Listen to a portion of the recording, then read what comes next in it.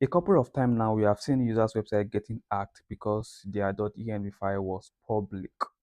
So if you're a developer using Laravel or frameworks like Symfony, Express.js, or maybe your website has or uses a .env file to store environmental variables, then watch this video to the end.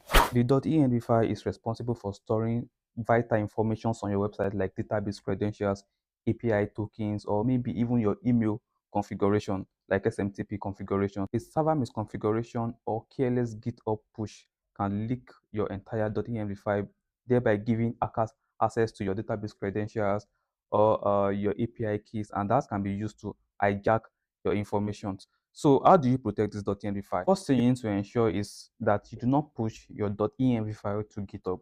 When you want to push to GitHub, ensure that in your git ignore, your .env file is included as one of the files that will be ignored when you are pushing to GitHub. Instead of pushing your .env file to GitHub, you can have file like .env.example and then add all of the variables that is required without the data. So in this case, whoever that is using your software, like your teammate who is pulling from your GitHub repo, can know that they need to fill in some information on their .env file for the software to run or function properly. Another thing you need to do is setting the correct file permission. By default, when you upload a file on this Linux server, it might have permission like 755, sometimes, most times, rather, on the shared hosting environment, most especially. So in this case, for your .env file, ensure you change the file permission to 640.